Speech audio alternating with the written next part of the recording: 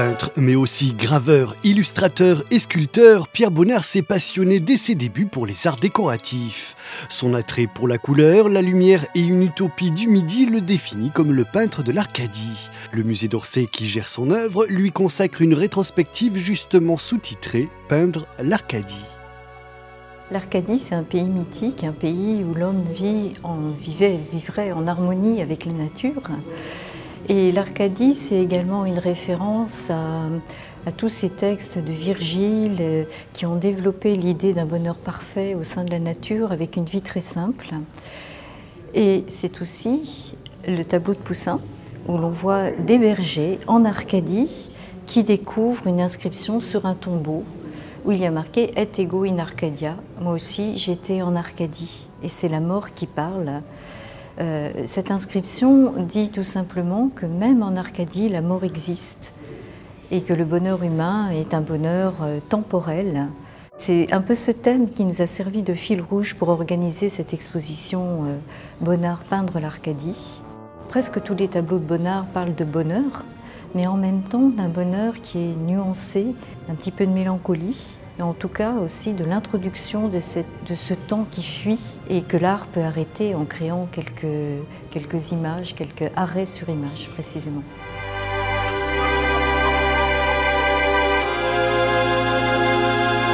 Alors Bonnard a beaucoup peint le thème de la toilette, le thème de la femme dans l'intimité de sa salle de bain. Les premiers thèmes développés autour de ce sujet montrent des nus triomphants dans la lumière, des femmes très belles, très conscientes de la beauté de leur corps.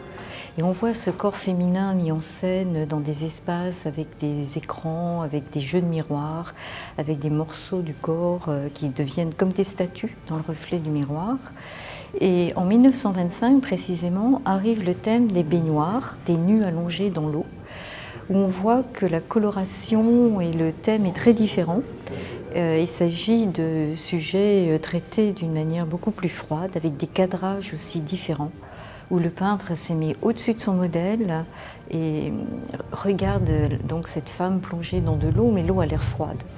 Et en 1925, précisément dans la vie de Bonnard, se passent plusieurs événements qui touchent à son intimité et à son rapport à sa femme, Marthe, puisque c'est l'année de leur mariage. Il y a malheureusement eu un épisode aussi assez triste et dramatique, puisque sa maîtresse, Renée Montchâty, s'est suicidée au moment du mariage avec Marthe.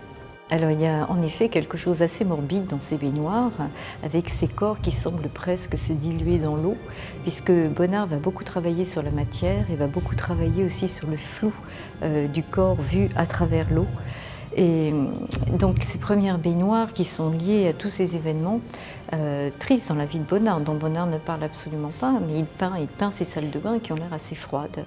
Et 10 ans plus tard, ce thème de la salle de bain, ce thème du nu dans la baignoire, prend à nouveau des colorations de lumière, de soleil et de couleurs inouïes à travers justement ces baignoires qui sont devenues, qui sont dématérialisées par la lumière. Donc à nouveau, ce qui prend le dessus toujours dans la peinture de Bonnard, c'est cette idée de la traversée par la couleur.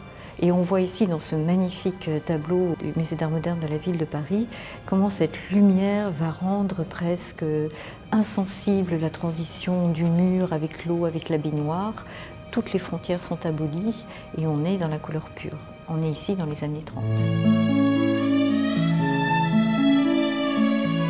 La lumière et la couleur sont les principaux éléments de composition des œuvres de Bonnard dans lesquelles les personnages sont presque transparents. On voit bien qu'il y a des fantômes dans la peinture de Bonnard de temps en temps. Un personnage semble apparaître ou disparaître.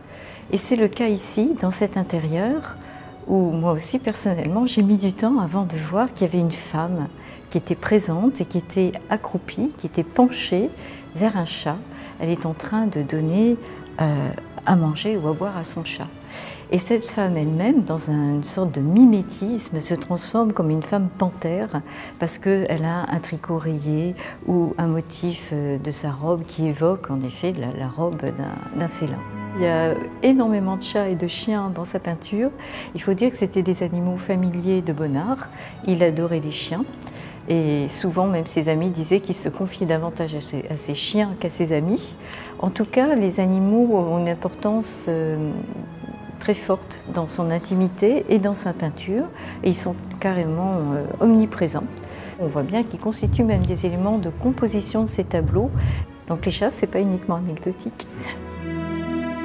Au cours du temps, sa palette s'intensifie et ses tableaux s'agrandissent. Bonnard réalise d'importants décors pour ses amis marchands et collectionneurs, comme le triptyque La Méditerranée.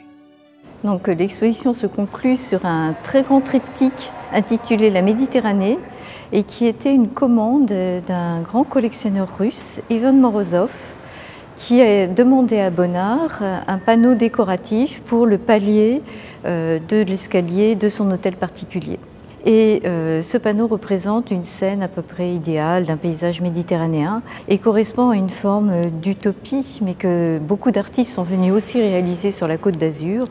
Et cette Côte d'Azur qui a fait rêver aussi toute l'intelligentsia d'Europe et surtout les Russes qui venaient l'hiver sur la Côte d'Azur se régaler de ces paysages magnifiques. Donc ces triptyques placés à l'entrée et à la sortie de l'exposition sont volontairement placés comme les jalons et comme aussi des œuvres emblématiques de l'unicité de la peinture de Bonnard, de ses débuts jusqu'à la fin, et de son ambition essentiellement décorative aussi, de cette manière de traiter la peinture à distance, à travers des visions qui sont à la fois continues et discontinues. Donc c'est pour montrer aussi la complexité de cette peinture que nous avons souhaité insister sur le grand art décoratif de Bonnard.